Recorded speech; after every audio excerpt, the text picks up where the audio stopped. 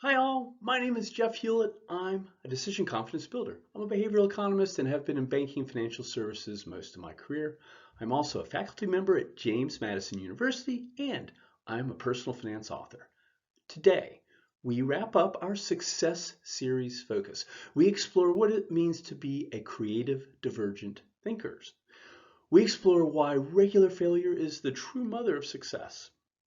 My book, Making Choices, Making Money, is full of suggestions and provides smartphone tools to help you achieve creative divergent success by making the best decisions.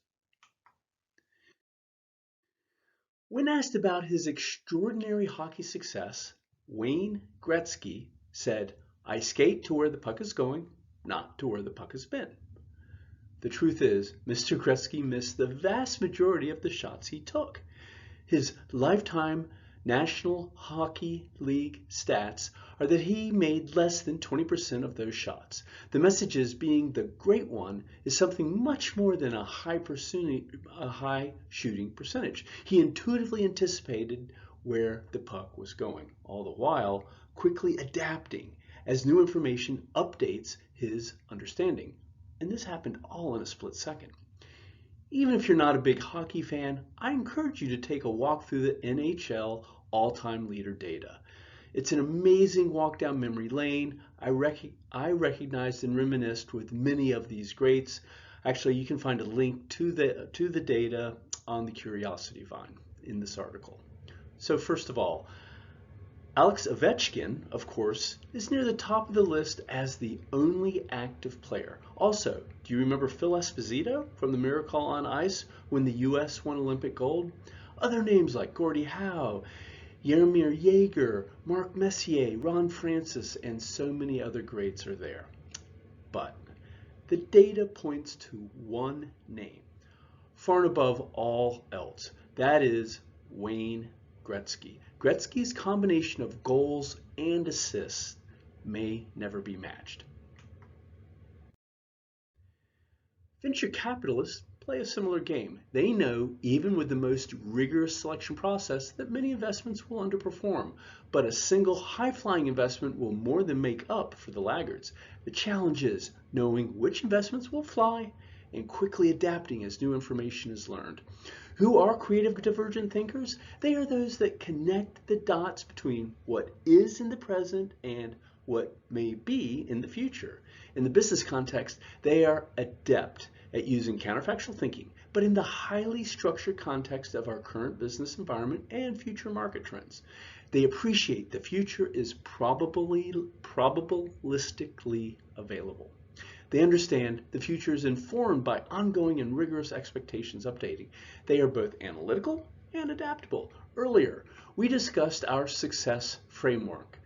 In that vidcast, we talked about that luck is where preparation and opportunity meet with adaptation and pursuit energy. This is the framework of creative divergence.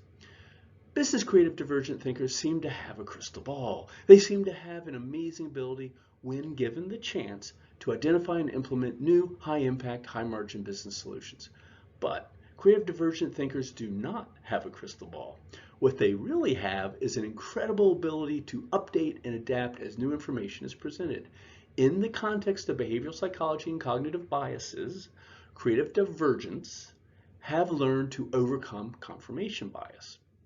You can check out my vidcast called The Nimble Decision Maker for a deeper dive on confirmation bias. Who are these creative divergent thinkers? Many of us. When given the opportunity and support, many can help develop the next big thing. But like Wayne Gretzky, even the best business solution developers miss many of the shots they take. The key is taking shots in an opportunity-rich, supportive business environment. The essential elements of this environment are: 1, it is tuned to a highly quantitative understanding of the current environment and future market trends. Then 2, the environment is risk-taking tolerant. And then finally 3, the environment encourages adaptability. Like we discussed with Natalie Fratto in an earlier vidcast, the 3 key elements for adaptability and creative divergent thinking is: 1, Do you regularly ask what-if questions? This indicates how comfortable you are at stimulating creative divergent thinking. And then 2, how flexible are you with active unlearning? This indicates your ability to quickly error correct and not fall for confirmation bias. And then 3, are you an explorer? This tells me whether you prioritize testing exploration versus exploitation. Successful businesses encourage the creative divergent thinking that may lead to the next big thing. An on-point example for creative divergent-based adaptability is the Netflix and Blockbuster video market competition in the early 2000s. Never heard of Blockbuster? Well, if you're a little bit younger, there's a really good reason for that, okay? We're going to talk about that now. Netflix, like most innovative companies, started small. Early on, Netflix was a speck compared to Blockbuster. Netflix's CEO Reed Hastings recalls this worry when he said, "Blockbuster is 1,000 times our size." Hastings whispered this as he and his team stepped into an early 2000 meeting with then Blockbuster CEO John Antioco. They were meeting because the little startup wanted to pitch Blockbuster to buy them for a measly 50 mil. An offer Antioco flatly declined. Thank goodness, honestly. Thank goodness for the future of Netflix and the digital platform industry that they spawned. Blockbuster was the dominant movie rental business in the day. Blockbuster's revenue peaked in 2004, and then they filed for bankruptcy in 2010. Netflix was a small upstart that saw an opportunity to adapt how the industry provides movies. The adaptation was from in-store DVD rentals, and then to mail, and then ultimately they hit it big with streaming movie delivery. Blockbuster was unable to adapt, even though they had incredible preparation as a giant in the business.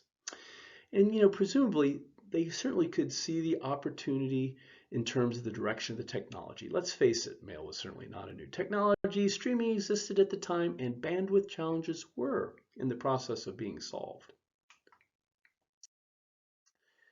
The real difference is that Netflix was adaptable. Netflix asked the what-if questions regarding movie delivery. They believed people wanted more convenience of home delivery, whether mail or streaming. Then 2, Netflix was willing to unlearn the current movie delivery model, though one could argue that they didn't really have much to unlearn at the time, whereas Blockbuster was unable to unlearn its movie delivery model. They had substantial investment in their bricks and mortar business. Blockbuster's investment had the perverse effect of creating inertia and a failure to adapt. And then 3, Blockbuster was exploiting their market dominance with little energy given to testing. This was an enabling factor for Netflix's opportunity to explore and pursue the new movie business delivery channels. So ironically, it would seem like Blockbuster did not even realize it was in competition with Netflix until it was too late. Jim Keyes, so then a little bit later, Jim Keyes became the Blockbuster CEO, and then he said, Netflix is not even on the radar screen in terms of competition. Wow. This seeming lack of awareness, or probably hubris, did not turn out well for Blockbuster. Blockbuster went bankrupt just 2 years after Keyes made that comment, and Netflix has become one of the most dominant media companies in history. Netflix demonstrated creative divergent-based adaptability.